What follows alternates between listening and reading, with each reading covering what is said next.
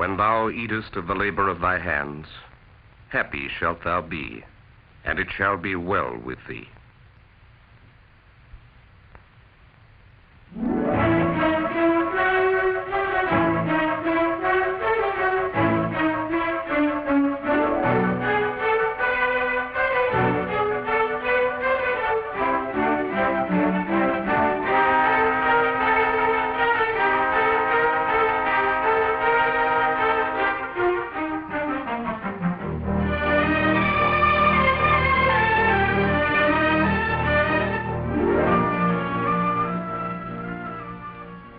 Easy to recognize, aren't they? Ordinary Americans, free men, different yet the same, and all sure they have this right in common: the right to life, liberty, and the pursuit of happiness. Some are smart, some not. Some are successful, some not. But this, too, they all know. No right is secure unless a man can also work for food, shelter, clothing, and the respect of his fellow men. You could really write a book about it, but we're not doing that today. Today we're moving south on Madison Avenue in New York City, then east on 52nd Street, to the national headquarters of an American organization which believes that if our American rights are to be secure, other free men must have them too. So meet Hadassah, the Women's Zionist Organization of America. I repeat, of America. Remember that. And meet Mrs. Nathan D. Perlman, Vocational Education Chairman of Hadassah, starting a day's work.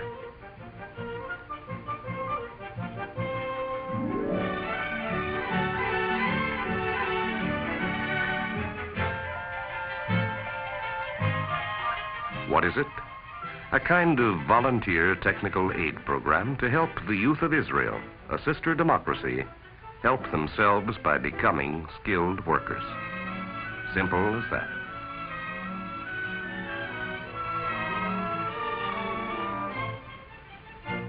Why does Israel need such aid? Well, take a look. Any American will recognize the shiny white factories, the sprawling vigor, trademarks of a pioneering people. And they're our kind of pioneers, pulling themselves up by their own bootstraps, with their own blood and sweat, yes, but also with their own work and sacrifice.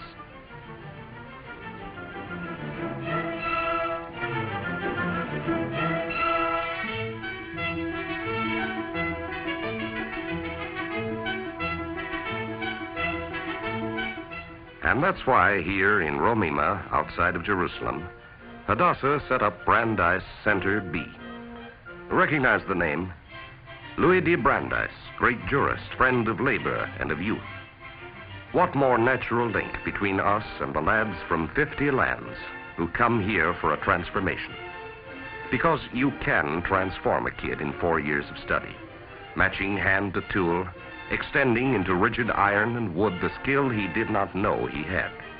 You can make precision workers and mill hands and repairmen and designers from a youth once hopeless because nobody cared enough to tap the riches of their hands and brains.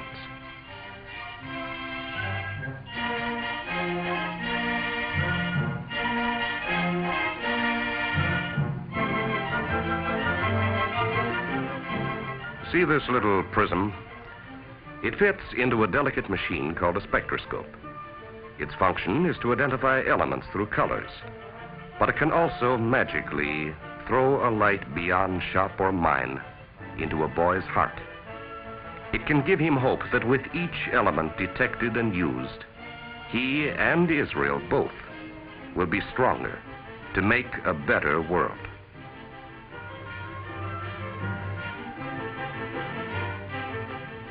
Israel is the land of the book. So what better place to train printers for a people who have reverenced and lived by the word, no matter what indignities their fellow men have heaped on them. From this shop come exquisitely designed storybooks and prayer books, manuals and magazines, which even as the making of them trains, so does it teach the makers.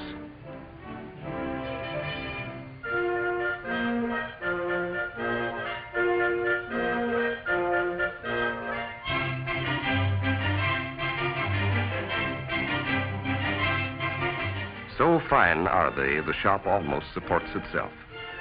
But more than that, this place supports an ancient love and respect for that which all men say is mightier than the sword.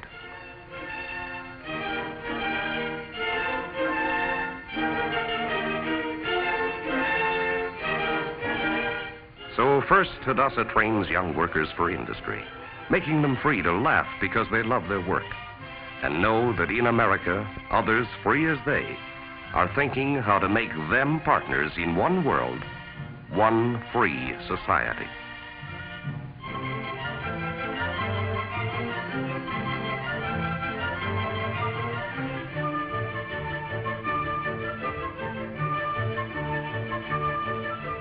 Now the second front, homemaking and commerce.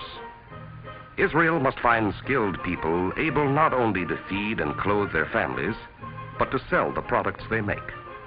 Okay, that too, said Hadassah. So up went the Seligsburg High School, first of its kind in 1942. Then a new building to honor another American, a woman this time, a founder of Hadassah.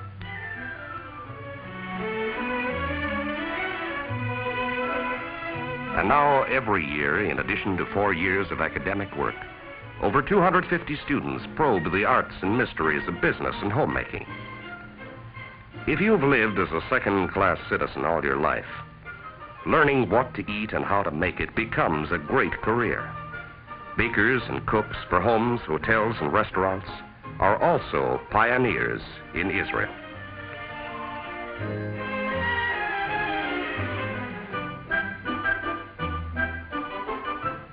To respect the skill a newcomer brings is as much an American as an Israeli idea, applicable even in a weaving class. Here, natural love of color and design are developed, so that Israel's fashion shops and factories may one day glow with a talent kept fresh, despite persecution. In many crafts, the Jewish people passed from parent to child down through the centuries.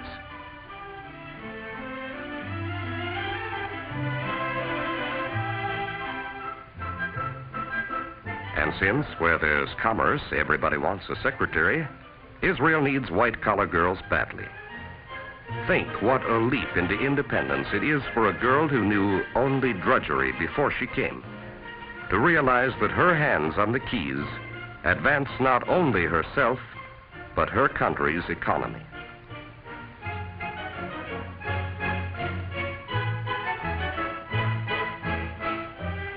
And that she can become a secretary de luxe in Hebrew, English, and even French before she's through. Now, number 3. The next time you hear about Youth Aliyah, immigration to Israel, think of the lovely settlement of Kfar Vitkin. Here, a rural vocational center has grown up for refugee children, to whom this holy land must bring not only the skill to work, but healing.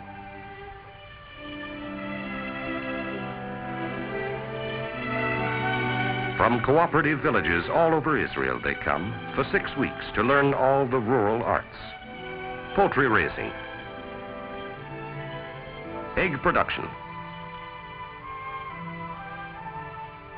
marketing, grading, animal husbandry, child care, tooling.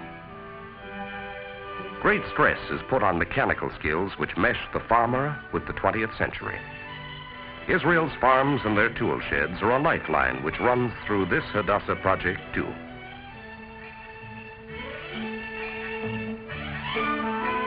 How do you find these skills? You test a child's capacity delicately. You uncover the gift which all God's children have, then offer it to Israel.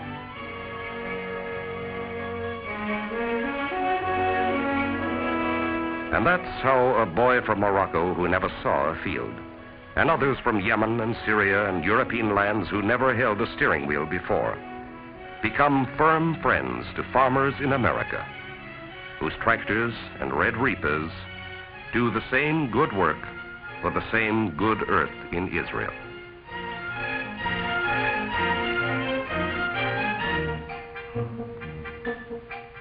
and the girls sit spinning, finding rest and dignity in ancient crafts that also have a place in this new old democracy.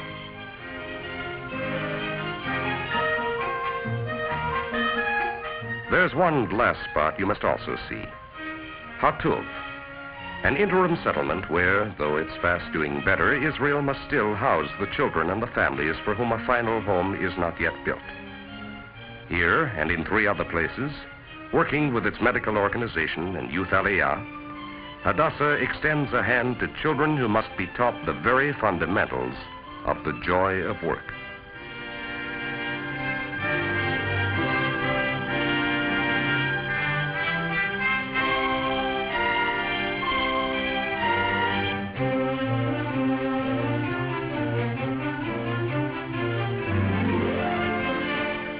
They're still in temporary quarters, but you ought to see what teaching a boy to make a wooden stool means even in such a place.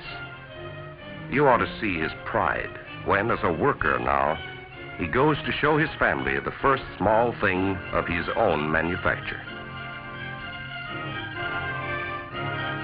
That's why here, what would be only a long green road to you and me, becomes a triumph for a child who learns that with this row, he owns this earth. That's why the humble job of cobbling a shoe gives the lad who once had no right to work status and curiosity to find more use for hands grown nimble wondrously. And soon he is demanding other skills, realizing that this land to which he owes his rescue can thus be paid with coin more sweet than gratitude. The girls are also liberated here, for they, who also had no future once, become the masters of machines which symbolize a new society. First, they're tense and stiff with balky grace, but when the needle flies and the garment grows beneath their hands, something happens. It's hard to define. You must see it reflected in a mother's face and in her child's. As you must see, watching boys at the primitive job of dressing stones, how work becomes absorbing even to those who never knew its value. How, when the wall is planned and the road is lined, they realize with wonder that somehow they have made a new horizon.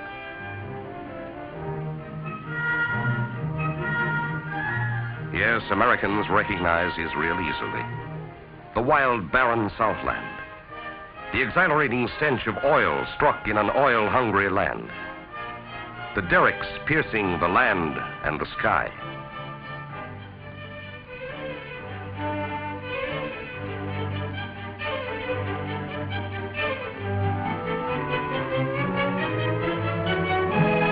The pipelines. The green fields following after. You cannot give the youth of Israel their inheritance like a gift, but you can give them the skills to guide the labor of their hands, so that by the flowering and the fruit of their own enterprise, they secure life, liberty, and the pursuit of happiness.